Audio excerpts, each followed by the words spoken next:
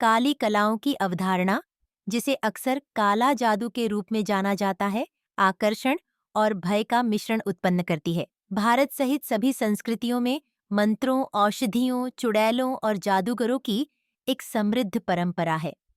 भारत में असम में ब्रह्मपुत्र नदी के किनारे बसे मायोंग गांव को प्रसिद्ध रूप से गुप्त भूमि कहा जाता है। भारत की काले जादू की राजधानी के रूप में प्रतिष्ठित मायोंग अपनी गहरी जड़ों वाली जादुई प्रथाओं और जादू टोना परंपराओं के लिए प्रसिद्ध है। यह गांव रहस्य में डूबा हुआ है, जिसमें लोगों के बिना किसी निशान के गायब होने, जानवरों में बदलने और जादुई तरीकों से भूतों और आत्माओं को नियंत्रित करने की भयानक कहानियां हैं। जबकि मायोंग लोक कथाओं और किंवदंतियों में डूबा हुआ है, इसकी गुप्त प्रथाएं केवल फुसफुसाहट से परे हैं, जो इसकी सांस्कृतिक विरासत के एक आकर्षक पहलू को दर्शाती हैं। मायोंग नाम की उत्पत्ति अटकलों से घिरी हुई है। कुछ का मानना है कि यह संस्कृत शब्द माया से आया है, जिसका अर्थ भ्रम है, जबकि अन्य का तर्क है कि यह दिमासा शब्द मियांग से आया है, जिसका अर्थ हाथी है। बोंगसावली गोइड पांडुलिपि के अनुसार माइबोंग के सुन्यात सिंघा ने 1604 ईस्वी में मायोंग राज्य की स्थापना की थी। आज मायोंग में एक पारंपरिक राजा है, जिसके पास औपचारिक शक्ति का अभाव है, फिर भी वह समुदाय में एक सम्मानित व्यक्ति है।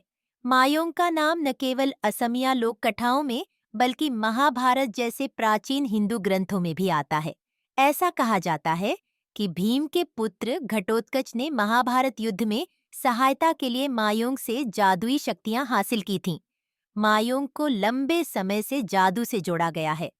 खेती और शिल्प कौशल के साथ साथ जादू टोना और काले जादू की प्राचीन कलाएं भी पीढ़ियों से चली आ रही थीं। मायोंग में जादू करने वालों को ओजस या बेज के नाम से जाना जाता है।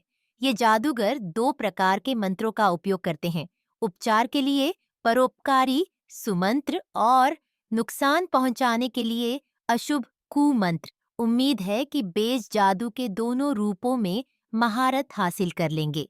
आज उनकी प्राथमिक भूमिका मामूली पीठ दर्द से लेकर निमोनिया और खसरे जैसी गंभीर बीमारियों को ठीक करने में है।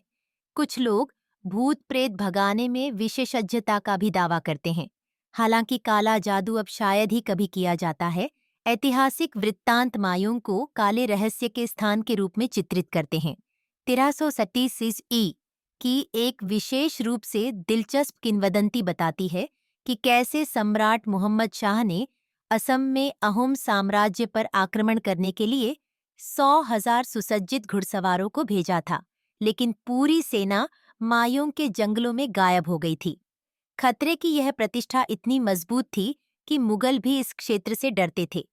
आलमगीर नामा के अनुसार जब औरंगजेब ने मुगल सेनापति राजा राम सिंह को अहोम साम्राज्य को जीतने का आदेश दिया, तो सेनापति न केवल अहोम सेना के कारण बल्कि मायोंग के दुर्जय जादू टोने के कारण भी झिझक रहा था। जैसा कि अनुमान था, राम सिंह हार गया और बाल बाल बच गया। निस्संदेह मायोंग में काले जादू की अवधारणा और अभ्यास समय के साथ महत्वपूर्ण रूप से विकसित हुए हैं। मायोंग सेंट्रल म्यूजियम और काला जादू और जादू टोना का एम्पोरियम इन पारंपरिक जादुई प्रथाओं के अवशेषों के भंडार के रूप में कार्य करता है। संग्रहालय में कलाकृतियों की एक श्रृंखला है, जिसमें जादुई अवशेष, हथियार, पांडुलिपियां और हड्डी से बने गहने शामिल हैं।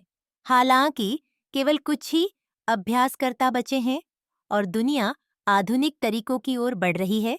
मायोंग की जादुई परंपराओं को अस्पष्टता में लुप्त होने का खतरा है।